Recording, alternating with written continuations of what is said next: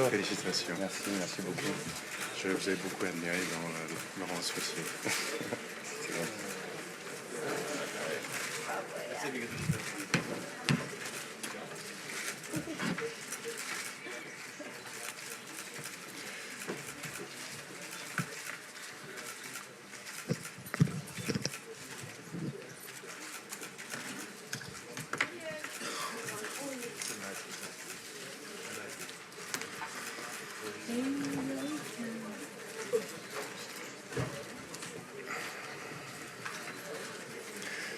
Je demanderai aux photographes de bien vouloir prendre leur place. La conférence va commencer. Et puis, je vous rappellerai, s'il vous plaît, de ne pas utiliser vos flashs pendant la conférence de presse. Bonjour, bienvenue à la conférence de presse pour Sils Maria en compétition à Cannes. Nous avons plusieurs invités. J'ai le plaisir de vous les présenter. Je commencerai à l'autre bout de la table. Notre premier invité a été nommé pour le prix de la critique 2 fois. En Allemagne et a reçu ce prix pour son film Tabou, qui lui a aussi mérité la nomination du prix du film autrichien. Dans le rôle de Klaus Distelweg, le Klaus, Lars Eidinger.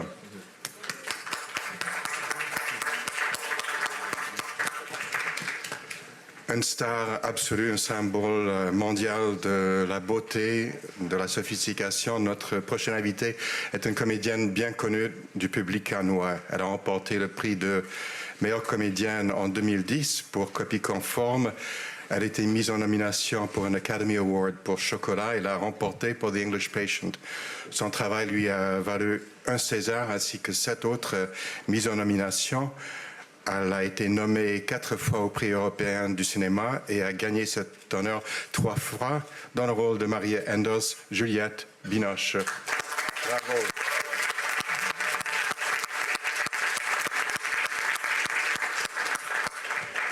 En 1985, dans un de ses premiers rôles, Juliette Binoche a joué pour André Téchiné dans Rendez-vous, dont le co-scénariste était un jeune critique à l'époque, Olivier Assayas. Sils Maria est la 4e fois de Olivier Assayas en compétition à Cannes, après Clean, Demon Lover, Les Destinées sentimentales.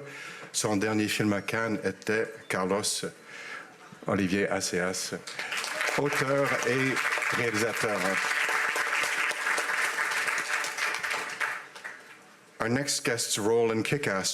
Ensuite, dans Kick-Ass, cette actrice a eu un prix, a été nominée pour Best Fight. Kick-Ass 2 lui a valu un très beau prix. Je parle de Chloé Moretz dans le personnage de Joanne Ellis. Et enfin, Charles Gilibert a déjà produit une liste très impressionnante de films dont plusieurs ont été présentés à Cannes, Copie conforme d'Abbas Kiarostami et le dernier film de Olivier Assayas. Après mai, il est bien évidemment aussi un comédien. On va commencer la conférence de presse avec une première question. Ici, si on pouvait apporter le micro, s'il vous plaît. Ah, très bien, monsieur. Oui, bonjour, Jean-Marc Le Squarnec, la Dépêche du Midi à Toulouse. Une question pour Juliette Binoche. Dans Sils Maria, votre personnage fait souvent référence... I'm here. Votre personnage fait souvent référence à l'évolution de son métier à ce moment-là et 20 ans plus tôt. Comme l'a rappelé l'intervenant, vous étiez au Festival de Cannes en 1985 avec Rendez-vous, il y a 29 ans. Vous étiez une toute jeune actrice, vous avez été révélée cette année-là. Quel regard aujourd'hui portez-vous sur la jeune actrice que vous étiez et est-ce que ce festival-là reste un très grand souvenir pour vous ? Oui, bien sûr, parce que c'est un peu une maison où on se rencontre grâce aux journalistes aussi, beaucoup à la reconnaissance du métier. Et maintenant, le regard que j'ai par rapport au passé, j'en ai pas, si je puis dire, j'en ai pas, parce que je suis dans le présent, je suis une fervente du présent. Et je trouve que le cinéma me remet à chaque fois en question face à une caméra. Je ne sais jamais ce que j'ai joué, je ne sais jamais ce que je vais jouer plus tard, mais je suis au moment où on tourne. Donc c'est pour moi un espèce d'appel à la présence, à j'aime bien appeler ça une verticalité, parce qu'il faut avoir les pieds bien dans le sol, mais aussi imaginer... rêver, mais tout ça, ça se transforme au fur et à mesure des rencontres. Et ici, on a droit aux rencontres et c'est la magie du festival aussi, de rencontrer des gens qui voient le film, donc il y a un regard, mais aussi des artistes. Chloé, could I follow up with 2 questions? Chloé, j'ai 2 questions à vous poser. Qu'est-ce qui vous a attiré dans ce projet? Pourquoi est-ce que vous avez voulu jouer dans un film français?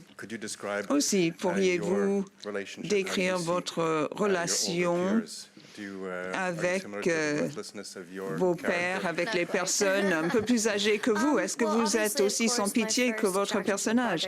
Évidemment, j'avais vu Carlos il y a quelques années et j'ai adoré ce film. Ça me paraissait être un film absolument magnifique. Travailler avec Olivier sur un projet aussi français avec Juliette me paraissait une occasion très particulière, très spéciale. Le cinéma français innove beaucoup par rapport au cinéma américain. C'est très vivant. Il y a quelque chose de très authentique et on n'arrive pas à faire de tels films aux États-Unis. C'est pour cela que ce projet m'a attirée. J'ai adoré le scénario. Je suis tombée amoureuse de Joanne. J'étais ravie de travailler avec Juliette et les autres acteurs, dont Kristen. Par rapport à votre autre question, non, évidemment, je ne traite pas les personnes plus âgées que moi de cette façon-là que vous voyez dans le film. Je ne suis pas du tout sans pitié. Je suis tombée amoureuse des 2 femmes que vous voyez à l'écran, ces 2 personnages. On peut apprendre énormément quand on travaille avec les femmes et notamment les actrices comme Juliette. J'ai eu énormément de chance de pouvoir faire partie de ce projet. Bonjour, Hugues Daillet, Télévision belge. C'est une question pour Juliette Binoche et si Olivier Assayas veut rebondir, très volontiers. Alors, Juliette Binoche, vous tournez, Robert Gray l'a rappelé, des 2 côtés de l'Atlantique. Et un des thèmes du film ici, évidemment, c'est le temps qui passe, c'est le sort des actrices par rapport à la nouvelle génération qui arrive, la concurrence, la lutte d'ego qu'il peut y avoir.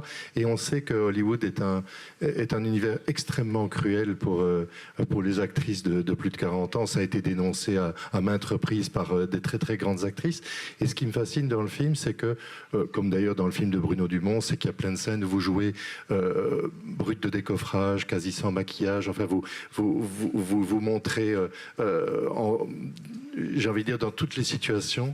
Je voudrais avoir votre point de vue justement sur la cruauté de ce métier et en même temps le combat qu'on peut avoir pour être une vraie femme à l'écran et pas une femme cosmétique, pas une image d'Épinal.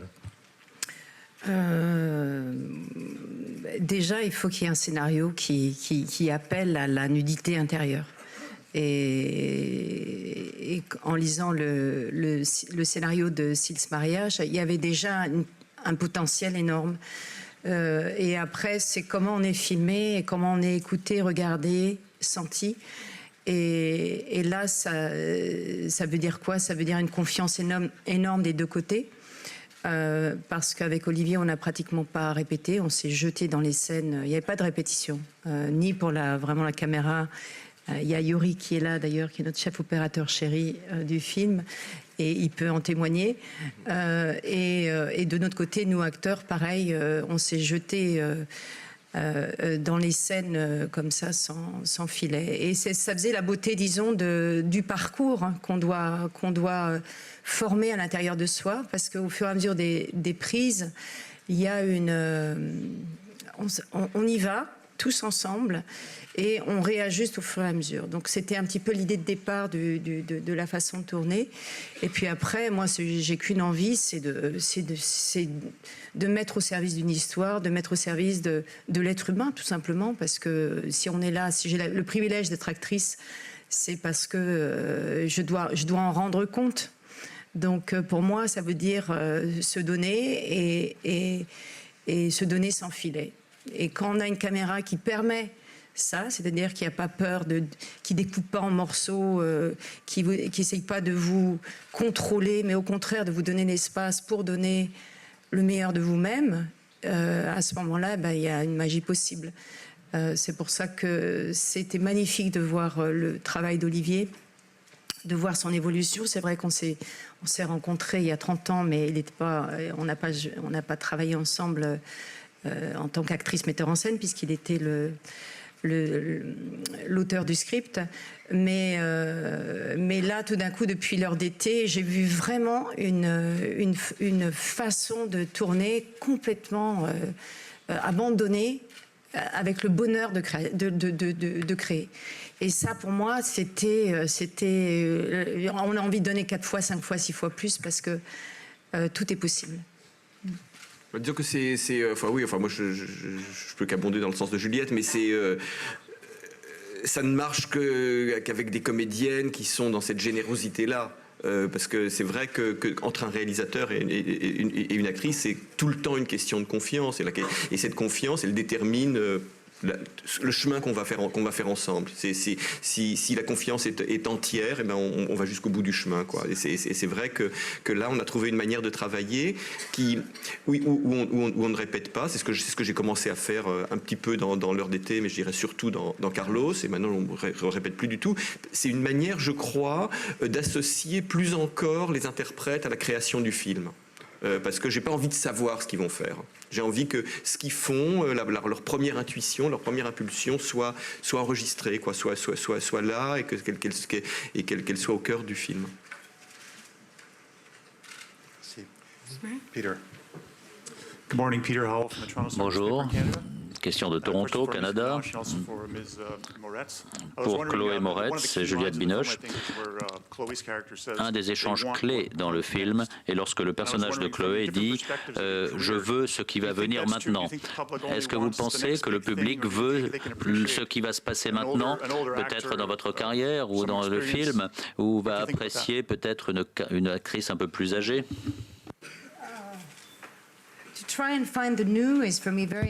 Essayer de trouver ce qui est neuf, c'est très important pour moi. Ce qui est nouveau, c'est essentiel.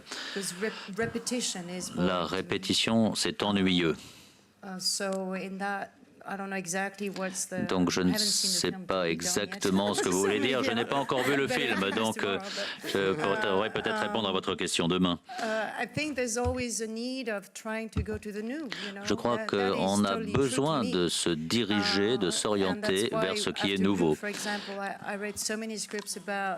Après Bleu, j'ai lu beaucoup de scripts sur des familles qui connaissaient des décès, des femmes qui survivent seules avec un enfant, etc. Ça suffit, j'en ai déjà fait assez de ce genre. Et je ne pense pas à l'avenir. Je pense que l'avenir, c'est quelque chose qui nous vient plus que nous allons vers l'avenir. Je crois qu'il faut être au bon endroit, à l'intérieur de soi-même et se faire confiance. Et quelque chose va en sortir. Si vous réfléchissez trop à l'avenir, ça devient ennuyeux et la vie n'est pas comme cela. La vie ne se déroule pas comme cela. En tout cas, pas pour moi. Je crois que Juliette a très bien résumé. Je ne peux que approuver ce qu'elle a dit. Lorsqu'on est créatif, lorsqu'on est acteur, actrice, réalisateur, on vit totalement dans le présent. Lorsqu'on est un public, alors on veut savoir ce qui va se passer après.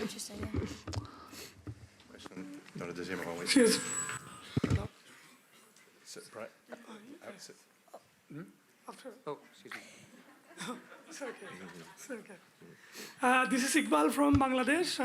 Question du Bangladesh. Ma question est pour Juliette Binoche.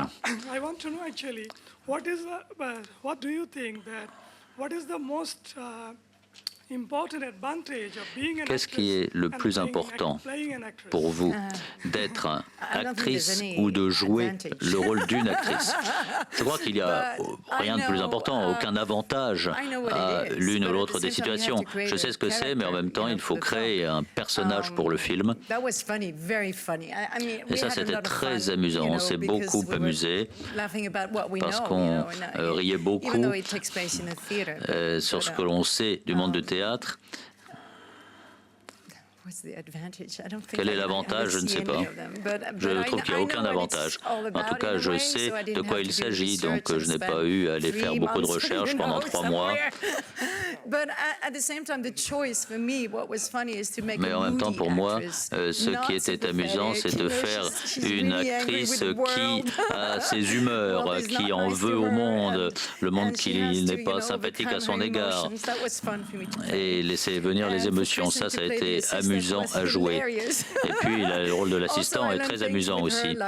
Et puis, j'ai aussi appris beaucoup lorsqu'il sort de la voiture, eh bien, ne laisse pas la personne ouvrir la porte, donc la robe est complètement ouverte. Et bon, il y a tout un quiproquo ici, ce genre de détails-là, elle en sait plus que moi parce qu'elle est vraiment dans le monde des paparazzi. Mais on a beaucoup débattu de tout cela et ça a été amusant. Quel est l'inconvénient le plus important d'être actrice et de jouer le rôle d'une actrice? Les désavantages, les inconvénients.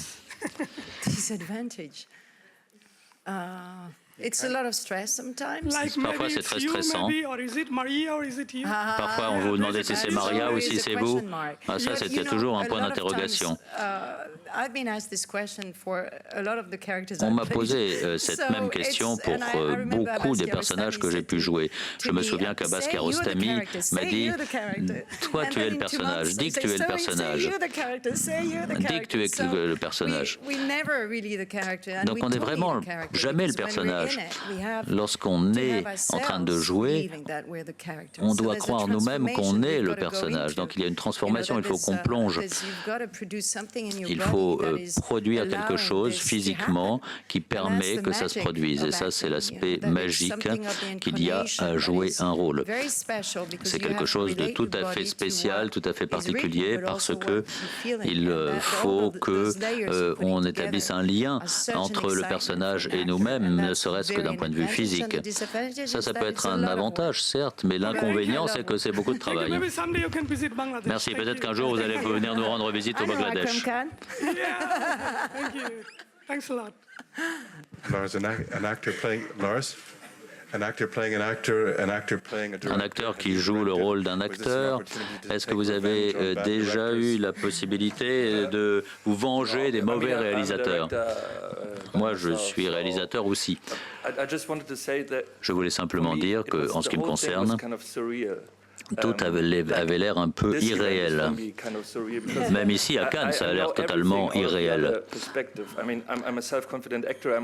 Je suis acteur avec 18 ans d'expérience, j'ai confiance en moi, mais des actrices comme Juliette Binoche, que je connais de par ses films, que je connais dans un cadre et que d'un seul coup, je suis à côté d'elle et je joue avec elle. Je ne sais pas si vous connaissez le film Roger Rabbit. Et parfois, j'ai l'impression que je suis dans ce monde-là. C'est curieux, étrange.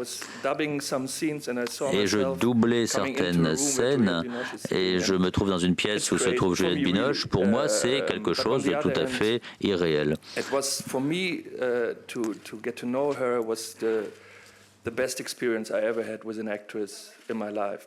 Mais jouer avec Juliette Binoche a été la meilleure expérience de ma vie en tant qu'acteur. Moi, j'ai l'habitude de jouer avec des actrices et des actrices célèbres qui sont totalement axées sur elles-mêmes, concentrées sur elles-mêmes. Et Juliette Binoche est tout à fait concentrée sur le rôle, ce qui est tout à fait passionnant et très intéressant. En tant qu'actrice. Okay, now it's out. I'm an actress. Thank you.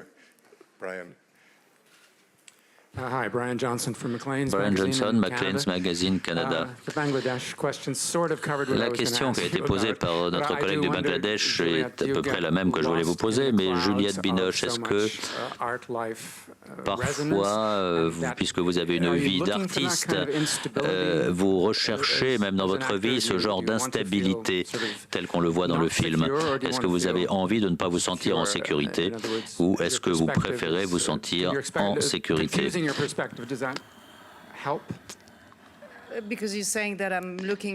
Vous êtes en train de dire que je recherche une certaine insécurité? Lorsqu'il y a confusion entre les personnages et vous-même, en tant qu'actrice, est-ce que vous-même vous jouez vous-même ou vous jouez quelqu'un d'autre?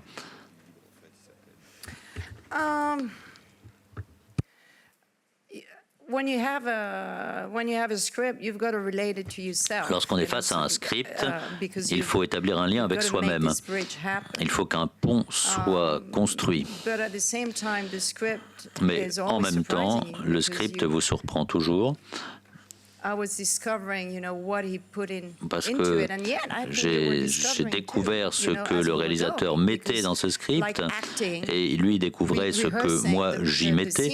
Nous répétons les différentes scènes et j'ai pensé qu'Olivier allait peut-être m'amener à répéter les scènes, une répétition après l'autre, mais Olivier n'a pas souhaité cela. Et il s'attendait à ce que je joue réellement chaque scène. Et je ne lui ai rien dit de ce que j'allais faire car je voulais qu'il le découvre au fil du temps. Même chose avec les autres acteurs. Nous n'avons pas eu de répétition. C'est pas que je recherche l'insécurité. C'est que j'essaie d'aborder chaque moment dans la vérité. La vérité est quelque chose qui combine la sécurité et l'insécurité. Les deux vont de pair dans la vérité. Et en étant ainsi, les choses se passe d'elle-même. Je me suis rendu compte de plus en plus que lorsque vous êtes avec un partenaire acteur, vous êtes davantage présente. Et ce lien qu'il y a entre les deux acteurs fait que quelque chose de spécial en sort. En fait, c'est un petit peu comme si on voyait une pièce de théâtre. Alors Olivier Assayas, est-ce que vous avez écrit davantage que ce qu'on a vu? Maintenant, j'ai vraiment envie de voir cette pièce. Tout le monde a envie qu'il écrive la fin de cette pièce de théâtre. Non, j'ai écrit seulement quelques aspects, quelques morceaux de cette pièce, mais tout cela est inspiré par Fassbinder. Donc c'est un petit peu une première ébauche.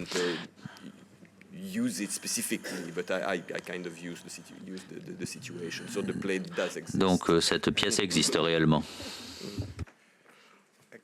J'ai une petite question pour Juliette. Je revenais un tout petit peu sur ce qui avait été posé tout à l'heure. La façon dont ce rôle a résonné peut-être avec votre carrière, effectivement, les rôles qu'on propose maintenant aux actrices à partir d'un certain âge. Est-ce qu'on le passage d'un cap, on ne peut plus forcément jouer les rôles qu'on a joués il y a 20 ans. Ce sont des questions qu'elle se pose dans ce film. Est-ce que ça résonne un petit peu avec des questions que vous Mais imaginez pour 40 ans jouer des rôles de 20 ans.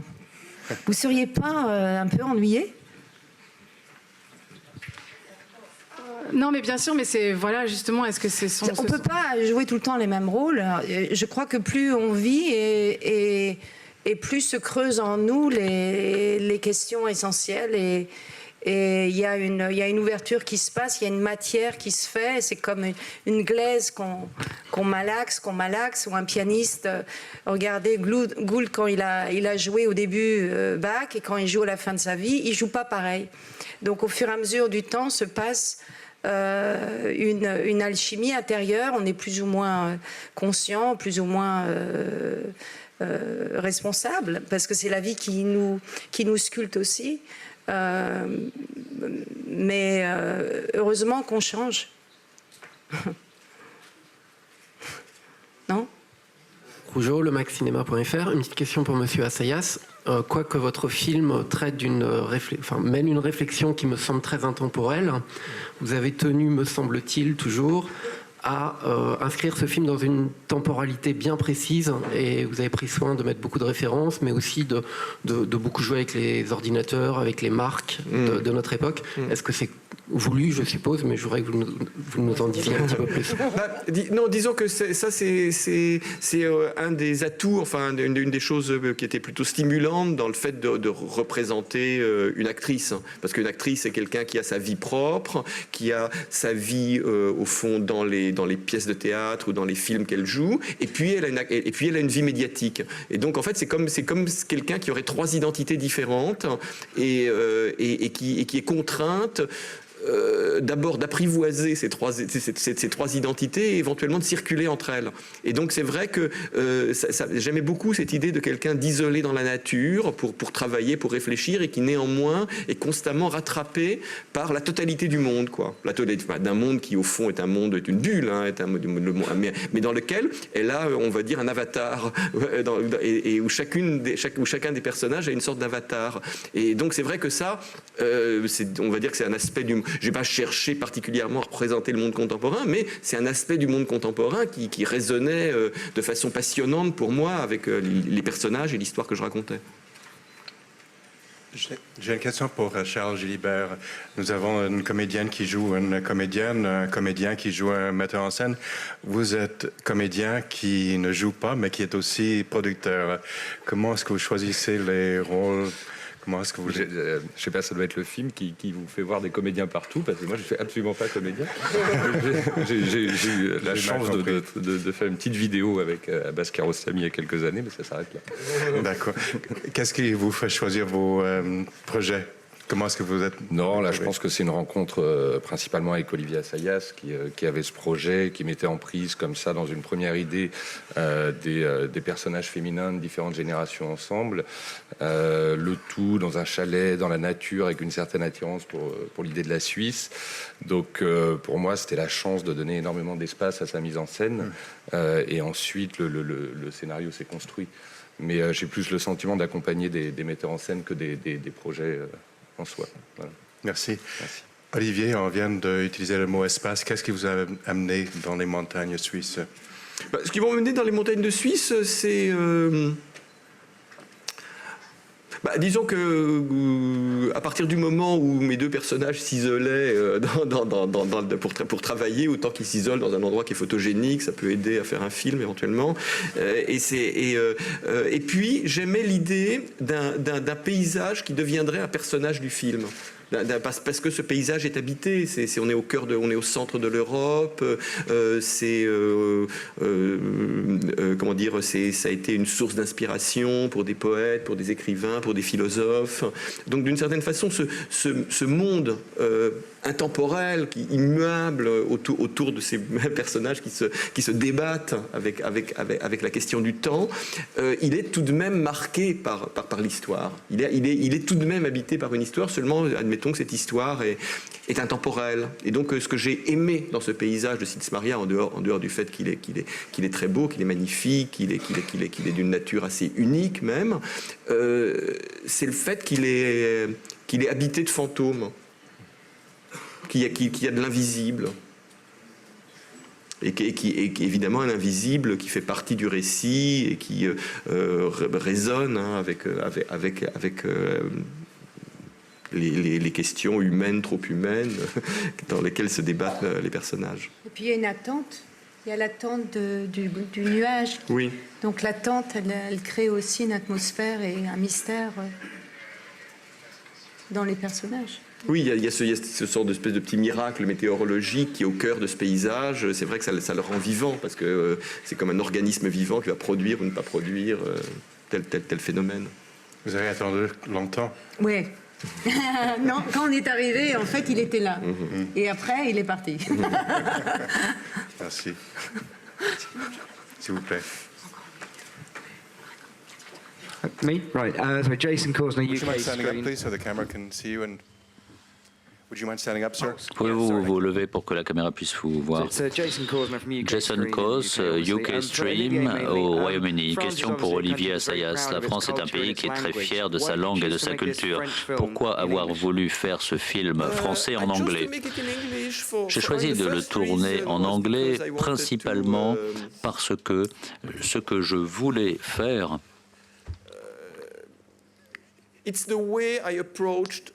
c'était d'approcher le personnage de Juliette d'une certaine façon. Ce qui m'intéressait, c'est d'avoir une actrice qui avait deux carrières, comme Juliette. Ce que je veux dire, c'est quelqu'un qui est français et qui s'est trouvée elle-même en communiquant avec le reste du monde et qui devient une star mondiale. Et bien sûr, ça m'a permis aussi d'ouvrir l'histoire sur une perspective beaucoup plus vaste et d'aborder la question des médias. Si on avait tourné ce film à Paris ou dans les banlieues et traité du show business français, j'aurais trouvé cela extrêmement restrictif. Il y a quelque chose d'universel dans cette histoire que l'on peut partager de façon beaucoup plus vaste. Donc l'anglais est la langue qui s'est imposée pour ce film. Et j'ai aussi l'opportunité de travailler avec Chloé, avec Lars et avec Kristen, qui ne parlent pas français. Je crois que c'est à moi. Donc Nicole Gabriel de Jeune Cinéma, c'est une question pour Olivier Assayas. Je voudrais donner un nom à un de ces fantômes, c'est Zarathustra, et rebondir sur votre film, Die Wolkenschlange, le film que vous montrez, oui. Die Wolkenschlange von Maloja, oui. Et justement évoquer la question de Arnold Fanck et de Leni Riefenstahl. C'est une piste que vous ouvrez, mais vous jouez beaucoup avec le baroque et les nuages. Oui, alors... disons que oui, c'est certains des fantômes, c'est pas tous, mais enfin, disons que on va dire que ce qui m'a réellement intéressé, c'est plutôt la relation avec les films de montagne. Hein. Je veux dire que Nietzsche est écrit là et est passé là plusieurs étés, etc. C'est présent dans la légende, dans l'histoire de Sils Maria, mais je ne crois pas que je m'en serve vraiment dans le film. Enfin, en tout cas, sinon un peu dans cette idée de la circularité du temps, hein, qui est bon. Mais on va dire que c'est quand même, disons, une strate un peu abstraite du film. Par contre, il y a effectivement ce lien avec les débuts du cinéma, avec un moment de l'histoire du cinéma où il y a un rapport entre le regard sur la nature et le regard sur le surnaturel aussi. Hein, je veux dire, enfin, je crois que c'est présent. Enfin, quand j'ai découvert ce court-métrage de Arnold Fanck, j'ai été absolument émerveillé, quoi, parce que c'est un film qui est plus long que ce qu'on voit, mais enfin pas tellement, il fait 9 minutes, et c'est comme, je sais pas, c'est comme de la peinture chinoise, enfin c'est des nuages qui glissent, c'est les reflets dans de l'eau, c'est les cimes, enfin il y a quelque chose d'assez merveilleux dans ce film, et qui est d'autant plus beau qu'il a été tourné à l'aube du cinéma, dans des conditions évidemment incroyablement difficiles. Je veux dire, nous, on l'a reconstitué le film en plan, quasiment plan par plan, qu'on a intégré après dans notre montage. On y allait en hélicoptère, enfin je veux dire on allait, etc. Je veux dire Arnold Fanck, son opérateur, certainement ils ont dû habiter dans un refuge, ils ont dû attendre la météo, enfin c'est des conditions héroïques en fait du cinéma. Donc oui, il n'y a pas que Arnold Fanck. Arnold Fanck a fait des films avec Leni Riefenstahl, il les a fait dans certains de ces paysages-là. Admettons que c'est difficile de faire un film où on parle justement d'un paysage qui serait habité dans le temps et où il serait habité que par le bien. Il est habité par le bien et le mal. Il est habité par des choses qui font peur et par des choses qui fascinent, mais on n'est pas juste dans une fusion molle avec un beau paysage. C'est pas une carte postale, c'est une carte postale habitée par des trucs compliqués. Merci. Une question, oui. Levez-vous, s'il vous plaît, monsieur. Nigel Smith with IndieWire. I had a question for Chloe. Une question pour Chloé Moretz. Vous avez lancé votre carrière avec vos premiers films. Quelles impressions avez-vous eues à tourner dans un film de genre comme celui-ci? C'était très agréable, très amusant. On pouvait là nous moquer de notre principal média aujourd'hui. Nous vivons tous dans ce type-là de film. Donc c'est intéressant dans ce film de constater que on voit quelque chose de très bien fait et d'un seul coup on se retrouve avec des mauvais acteurs et puis des extraterrestres, etc. Mais enfin bon, le film Casino avec Juliette et Kristen est intéressant parce que là c'est très plaisant, d'un seul coup il se passe beaucoup de choses et on a des acteurs accomplis qui se mettent à rire et puis qui ne font rien finalement dans le film. Donc en fait c'est un peu la situation d'Hollywood aujourd'hui. Voilà, je crois que c'est ce qu'il y a de mieux dans ce film. Mais il y a aussi une scène dans laquelle Kristen dit qu'on peut lire ces films d'action sur la base de la situation des personnages. Moi, je fais partie des gens qui ont participé au cinéma d'Hollywood. Et j'espère continuer d'ailleurs. Je pense qu'un bon acteur, des bons acteurs, un bon scénario, un bon réalisateur, ça peut humaniser toute chose. Et si on approche un projet, on aborde un projet comme il convient, alors ça donne un bon résultat. Ce que Kristen essaie de dire ici, c'est que oui, il se comporte comme il se comporte dans le film, mais il y a quand même un aspect humain dans ce personnage. C'est quelque chose de beaucoup plus humain. Et Juliette, pour vous, dans le sens inverse, vous êtes sur tous les écrans à travers le monde maintenant sur un grand blockbuster. C'est quoi l'attrait pour vous d'un film tel Godzilla? C'est faire plaisir à mon fils. Non, j'ai beaucoup aimé travailler avec Gareth Edwards, qui est le metteur en scène. C'est son deuxième film. Et je crois qu'il a eu un courage fou parce qu'il avait fait son premier film qui est Monsters. Et qu'on lui donne un film pareil. Là, au départ, il y avait les 3 producteurs qui étaient derrière le combo en train de vérifier tout ce qu'il faisait. Et à la fin du film, il était libre. Et je trouve que pour lui, c'est un tremplin formidable. Pour nous, Sils Maria, c'était aussi un plaisir formidable. Merci beaucoup d'être venu nous parler. Merci pour le film. Merci. Vous avez très bien répondu, excusez-moi. Mais vous êtes tellement beau, ça doit être ça. Non, j'étais convaincu que vous avez joué dans Laurence Anyway. Parce que j'ai eu ça quelque part dans le... possible parce que tout est marqué partout, sous différentes formes, il n'y a aucun problème. Excusez-moi. Merci d'avoir réagi comme ça. Mais le film est formidable. Je l'adore. Pour moi aussi. J'ai hâte de le revoir.